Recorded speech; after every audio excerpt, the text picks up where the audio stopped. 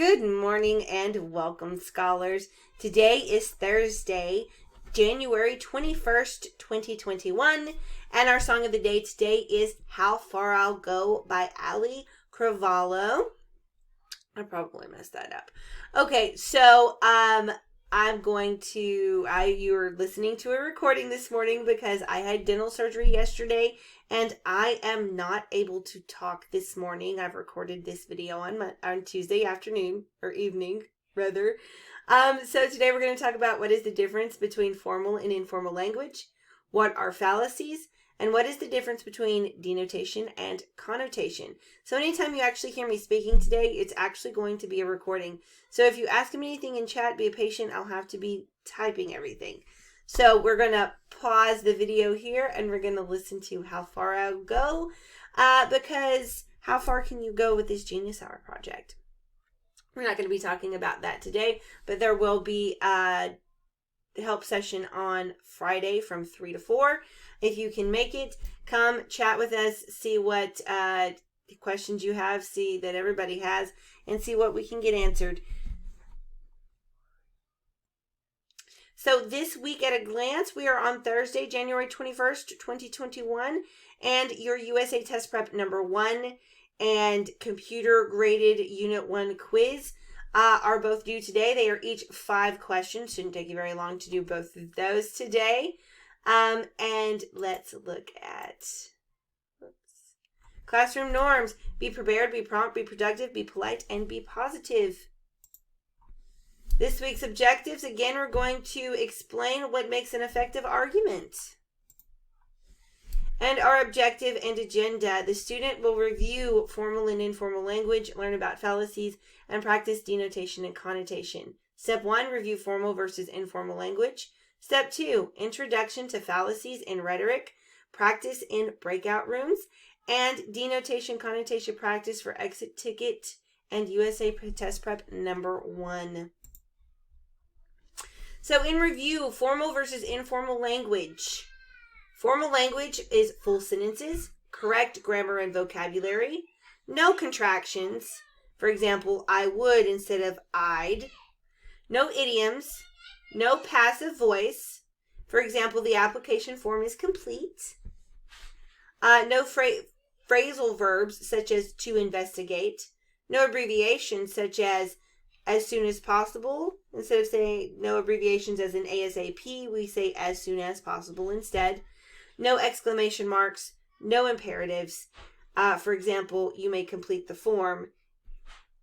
So for informal language, we would have, you can use short sentences, lack of formal grammar and vocabulary, contractions like I'd, idioms such as on point, meaning good, active voice, meaning I completed the application form, phrasal verbs, look into, abbreviations, ASAP, exclamation marks are good, imperatives, start with a verb, and complete the form instead of you may complete the form. So that is what formal versus informal language looks like. So I want you now to remind me up on the whiteboard, what does ethos mean? I'm going to switch to the slides now instead of the video. So thank you for putting all of your answers up there. I'm sure I've already put in chat that I think they're awesome and I love them and very insightful. So the short version is influencing others by showing them that you have both integrity and credibility. So what are some ways that you can show that you are professional and that you have ethos? Give me some information up on the board. I'm going to pause here and switch to the whiteboard now.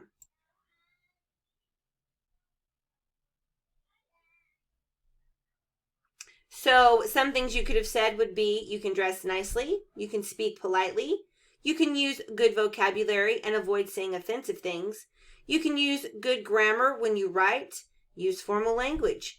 You can do a thorough job on everything you do.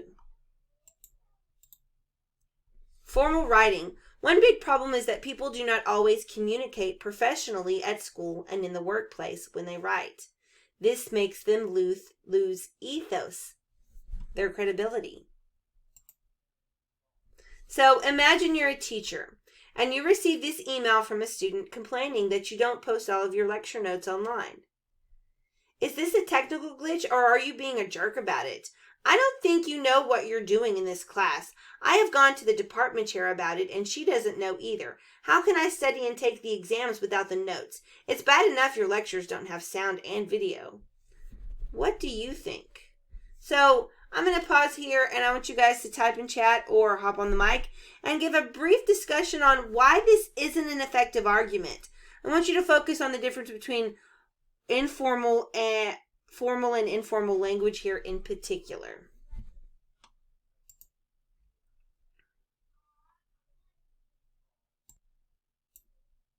Next one. Imagine you're a teacher and you receive this email from a student explaining that he'll be missing class.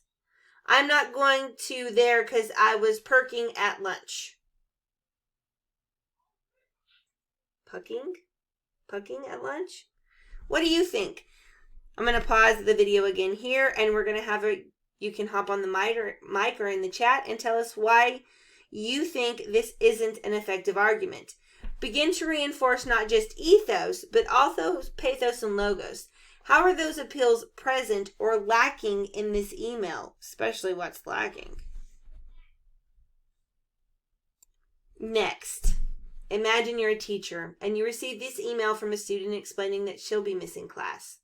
Hey, I won't be in class today. I feel very sick and need to sleep all day. I know we're watching the movie today, so I'll watch that before class on Tuesday. And let me know if there's anything else I miss. I have a friend in class who should bring you my paper, but I have attached it here as well just in case.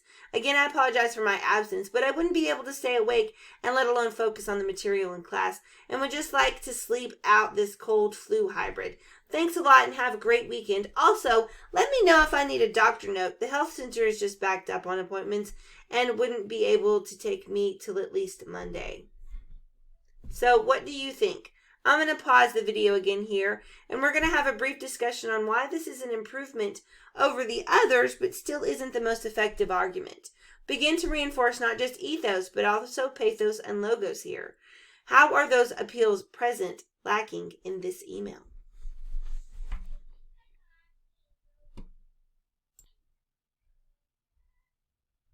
So again, the introduction to rhetoric, the art of persuasion. Remember that ethos is your credibility, your language choices. Pathos is your emotions. And logos is your logic, avoiding fallacies.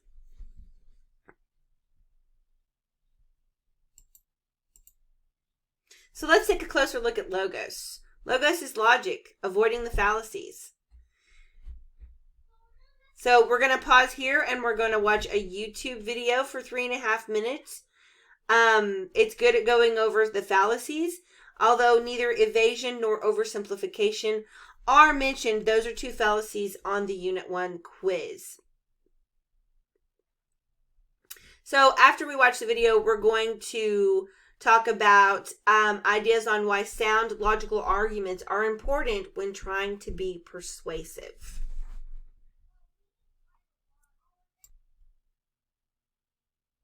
So before we move on, let's talk about oversimplification and evasion. So oversimplification, if I were to oversimplify something, I might tell you that I only have a few things left to do before I am done for the night. When actually, I've got a list of about 15 things I have to do before the night is over. So I'm oversimplifying just to make things more simple. It's a fallacy. I'm not actually a few things. It's a lot of things. Also, let's talk about evasion. In evasion, that's where someone is trying to evade by using something else. So, for instance, if you had asked me why I hadn't posted yesterday's slides yet, I might try an evasion tactic like, well, let me ask you about why you haven't turned in your Genius Hour log for this week. So see there, I've evaded answering your question. by asking you a question. That's a good evasion tactic. So let's move on now to our breakout room activity. So I'm going to split the class into 3 groups, each group in a separate breakout room. Each group will work together to rewrite one of the emails we just analyzed. Your revised email should include effective ethos, use of formal language, effective pathos, make your teacher feel sympathy for your situation, and effective logos. Include at least one logical, persuasive reason for why your teacher should do what you're asking them to do. Also, be sure to select a spokesperson to present your work to the class. Okay, guys, thank you for working together in the breakout room. So give me a spokesperson for this email. How did you rewrite this email using ethos, pathos, and logos?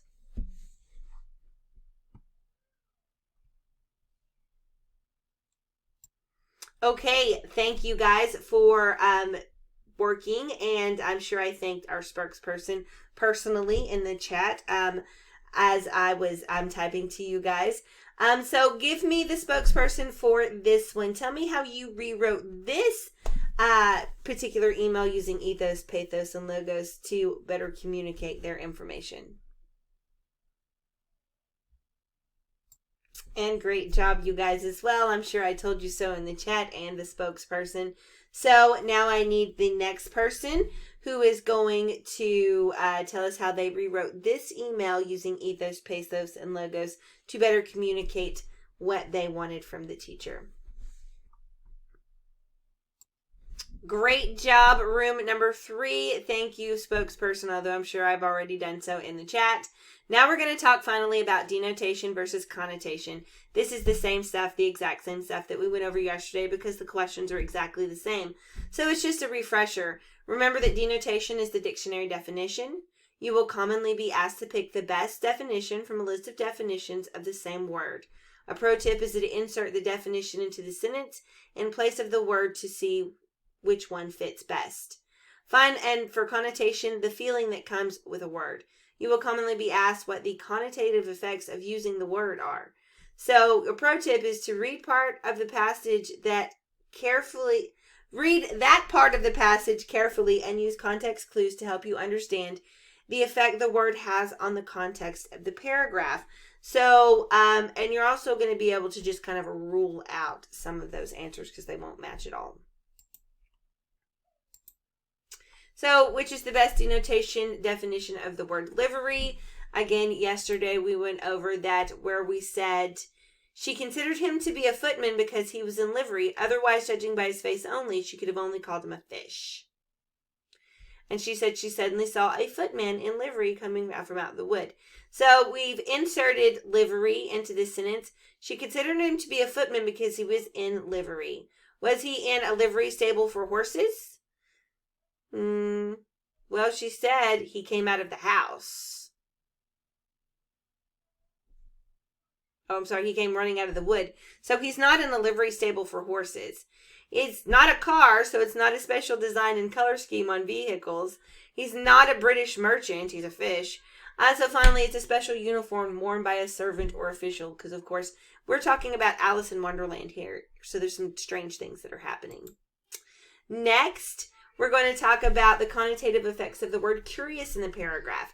So at the very end of Alice's spiel, the Mock Turtle says, "That's very curious." So it might suggest, so what it suggests is, as we talked about yesterday, is that it suggests that the events in Alice's story are strange. It does not suggest that she can't tell a story. It does not suggest that he isn't listening, and it does not suggest that she had lost her courage, although she mentions it earlier in the paragraph. Okay, so thanks for coming to today's live session. What we did today, we turned ineffective arguments into persuasive arguments by using ethos, pathos, and logos. Denotation, connotation practice. We've got things that are due today, USA Test Prep number 1 and Unit 1 quiz over rhetoric. You've got Genius Hour journal entries due Friday, Genius Hour 2 journal entry due on Monday, and past due is your map reading test. There's my contact information. Here's the link. I'll switch over to the slides.